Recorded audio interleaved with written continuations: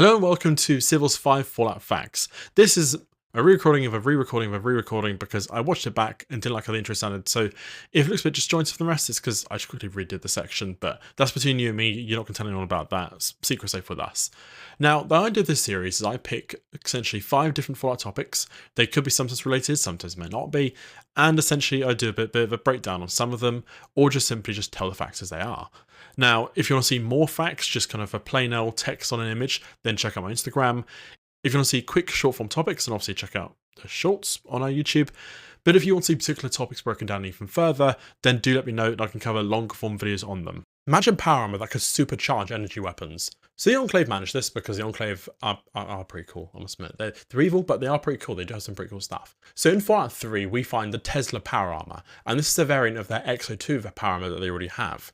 Now, essentially, they have massive Tesla coils on their backs, and what they can do is not only can they negate energy damage coming towards them by negating it through their coils, but they can also use it to supercharge the energy weapons they use, in particular their already very deadly plasma rifles. The Enclave, wherever possible, tried to develop kind of edges over their opponents, whether it's the Hellfire power armor to kind of overwhelm, shock and awe their opponents, whether it's the Tesla power armor to counter the Brotherhood of Steel's laser rifles. They always find different ways to try and counter their foes, which I find particularly impressive.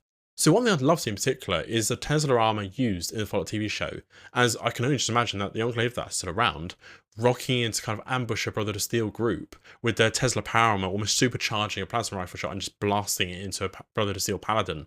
I think that'd be pretty cool. Not gonna lie. I think that'd be pretty impressive just to see kind of an immediate kind of show about how powerful the Enclave can be, and perhaps would make quite a good entrance back into the show again. Yeah, we wanted a laser rifle that was green in Fallout. Where you can find that if you're a very, very lucky soul, or unlucky because it's not very easy to get.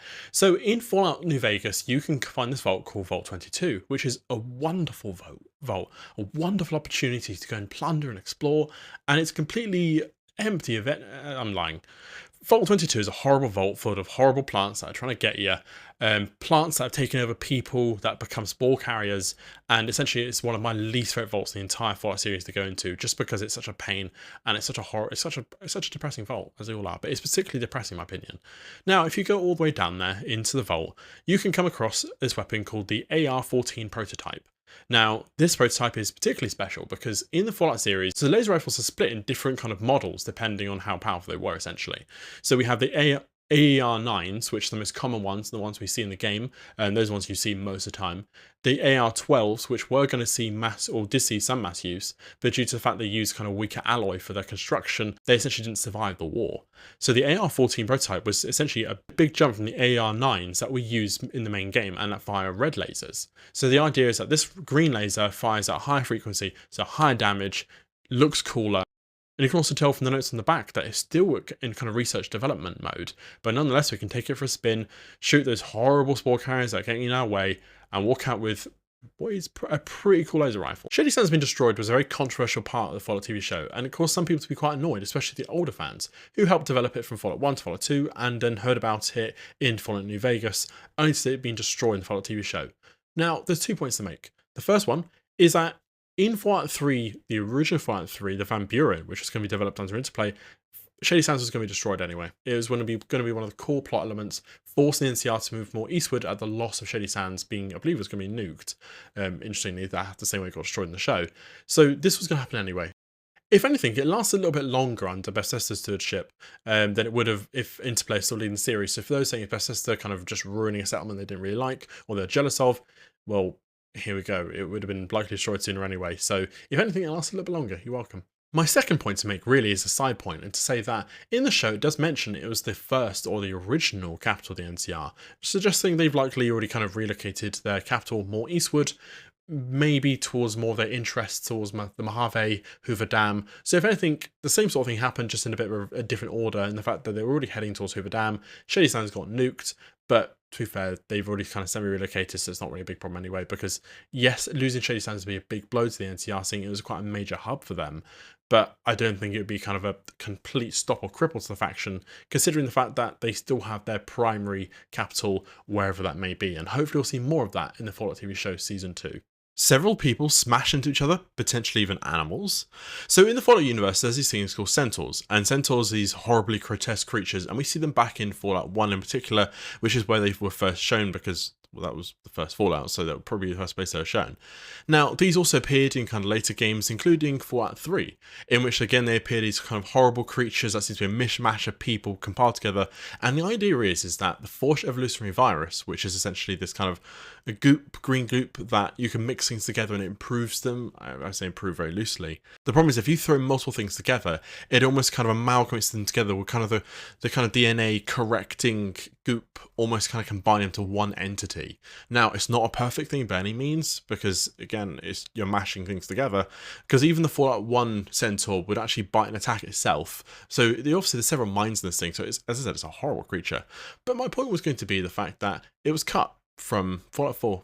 It was going to appear as probably one of Institute's many horrible experiments because they love their horrible FAV experiments, but it simply didn't appear in the same capacity. Now, modders have brought it into the game, and you can see concept art, which I'm showing in the background of this, so you can kind of see what they would have potentially look like, and they don't look any less horrifying than they've seen like in previous games. Now, obviously, their purpose in the fact that they were kind of the watchdogs or kind of the supporters in a sense of super mutants, since that role was kind of taken over by kind of the mutant hounds in Fallout 4, I still think it would have gone amiss to include them in some capacity, especially someone at the Glowing Seas, where having such a kind of fearsome and just quite disgusting mutant might have been quite well. But what's your thoughts on this? Obviously, it's just one of my particular things where I do wish they definitely included this, so I definitely want to make quite a big note of it here that, best tester if you're listening, Fallout 76, Centaurs, 2025, where are we at? What are the petrified remains in Fallout 76 in Appalachia?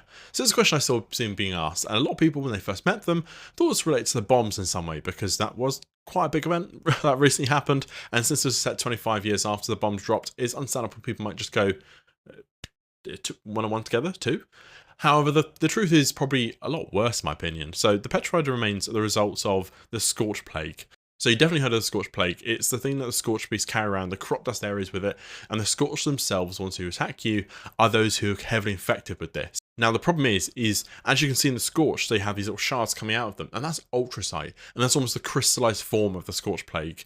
Now over time, what happens is, as kind of they're more and more infected, the ultracite kind of grows throughout their body, and eventually as they start to lose more and more of themselves, it kind of their mind starts to go, they slip into kind of become more feral, aggressive, and obviously towards some of the final stages they start to slow down, and then eventually when the ultracite takes over everything that's left in them, they're nothing but a lasting radioactive statue of what they once were, and kind of stuck in the forms of that as they slowly kind of completely go and become nothing more than a crystallized husk that you can knock and smash, which is arguably fun.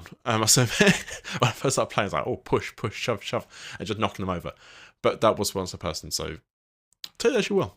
So those were the 5 facts, or topics, as you were.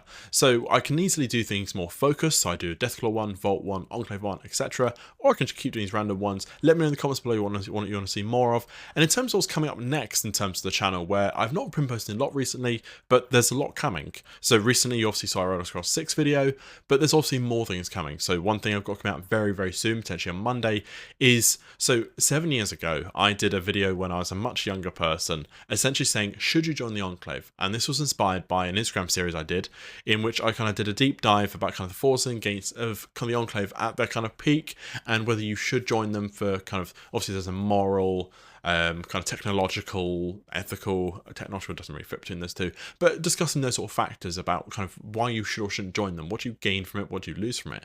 Now, I'm bringing that back. So rather than just kind of jumping into the next one and acting like it's a clear continuation, I'm going to do a remaster. This 7-year-old video in which kind of very awkward 19-year-old me with my kind of teenage awkwardness was trying to talk through the topic.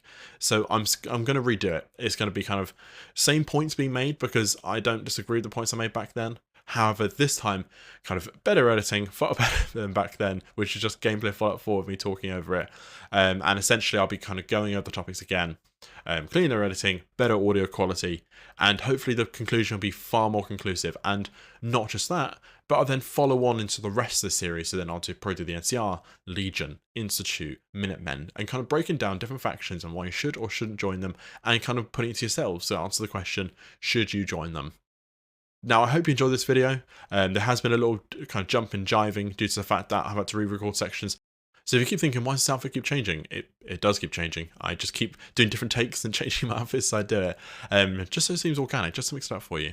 So if you enjoyed this and you'll see more of this, then feel free to leave a like. Feel free to put a dislike even. Just express yourself.